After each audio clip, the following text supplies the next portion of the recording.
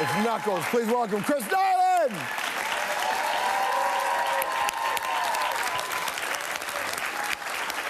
What's up, buddy? Hey, buddy. How are you? Nice to see you, man. Welcome to the show. Yeah, thank you.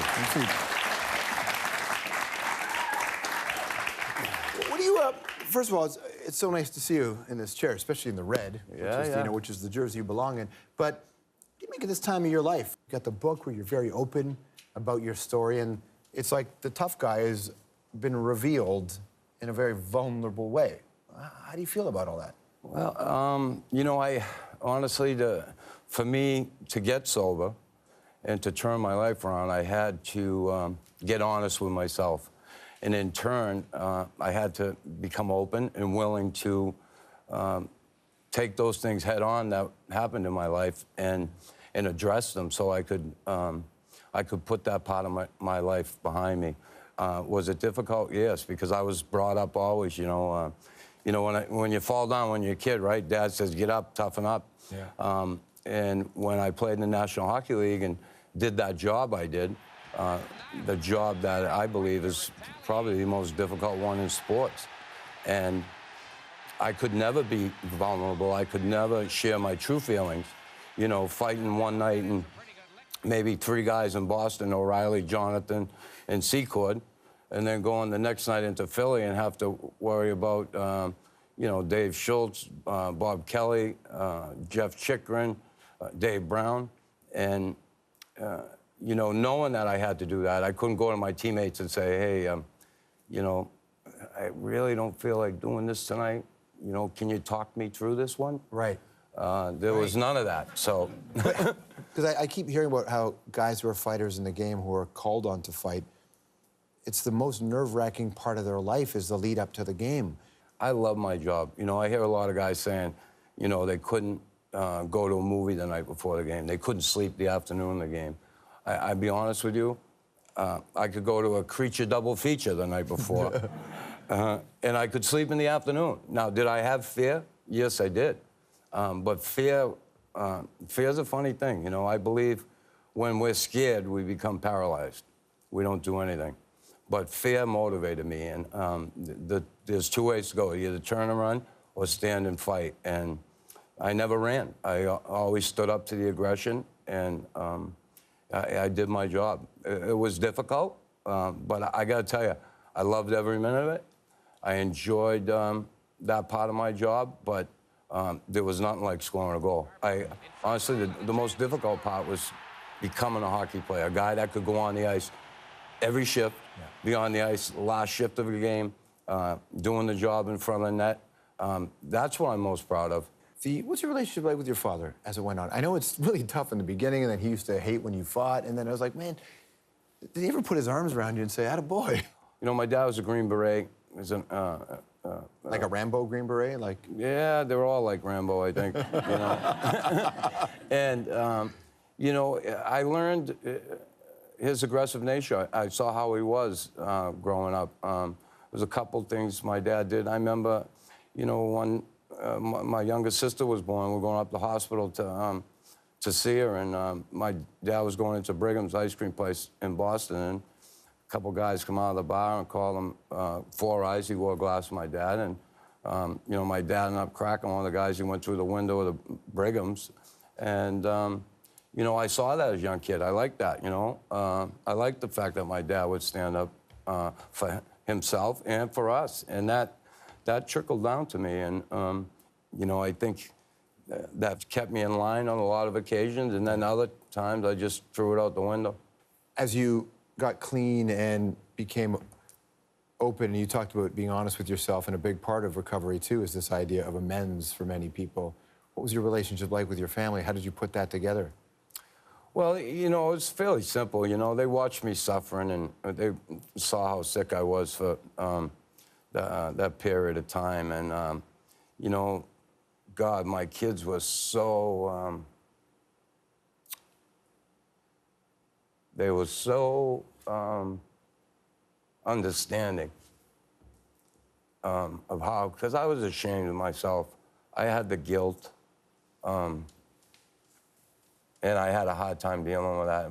My oldest daughter, Colleen, I remember, told me, Dad, it's okay. And, you know, I guess that means more to me than anything, that my kids forgive me.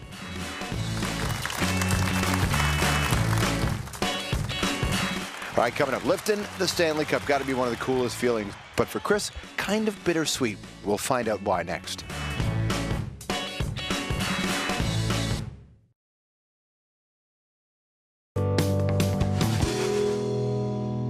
Those two went at it. There they go. on three separate occasions. They went at it about 3 times, but here comes the big one coming right now, and it was a pretty good one. See, he grabs a hold of his braces. That's the only thing he can, and it's tough. That is one of those moments of pregame brawl, right? That's one of the most epic moments in fighting in hockey, which is who dumped the puck in the net? It was Claude Lemieux. Claude Lemieux. Go figure. Yeah, right. So he would, at the end of the pregame skate, he would throw the puck across the ice into the net. Flyers hated it. They came out. That's why people were undressed. There were guys in bare feet out there. I remember at one point in that fight, we were both breathing real heavy. We were both kind of resting. And he whispered in my ear, he said, have you had enough? Kind of like, you know, this is it. And I just said, no. And I threw a shot over the top, and off we went again. And it was like, you know, like he's offering the peace pipe. I mean, I never smoked the peace pipe.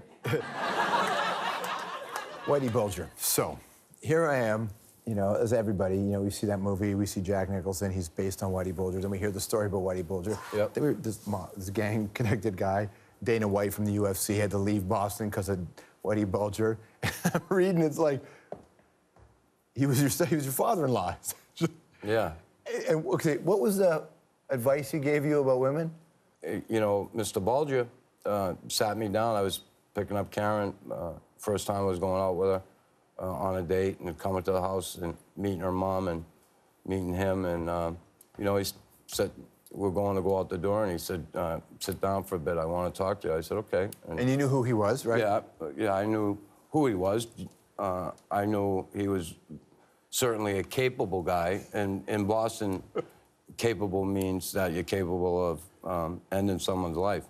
And he just said, listen, I know you and Karen love each other, but if there's any time she wants to get away from you, I would suggest that you let her go. Don't try and hang on. 1, 2, always treat her like a lady, open doors for her, and don't ever lay a hand on her or else. And I said, you know, he had a pistol when he was telling me this, obviously. It really helps with the listening, doesn't it? Yeah. So I said, okay, I get it. And I said, actually, you know, you didn't have to pull out a gun to tell me that. You could have just told me that. And he said, well, that's the way I do business. And I got the message. Then Karen was waiting in the car. I went out the front door, and I was going to go out the door, and he said, Chris, come back here for a second. I was like, oh, what is it now? I thought he was going to pull out a machine gun. And he said, here you go, have a good night. And he passed me a stack of bills. He passed me $500, you know, cash. He said, go have a good night. Yeah. So, yeah, you know, he was a dangerous man.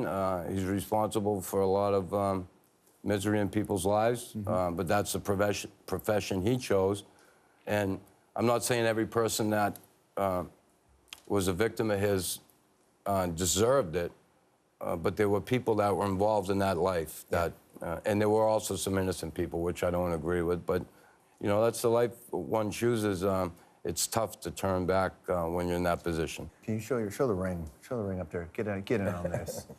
That just makes me joyous. Better yet, you show the ring. Come There on. you go. You show the ring. What was the moment like? I do, Chris. I do. What was the moment like when you know, because those who are lucky enough to be in close contact with the cup, we get to hold it to here. We never get to put it above our shoulders, and never will. What's that moment like when it goes over? It was incredible to lift that over my head. I was a little bummed out because the last game I had torn ligaments in the previous game, and they froze my ankle in warm-up in Calgary, and they watched me skate around and said my right leg couldn't keep up with my left, so you can't play.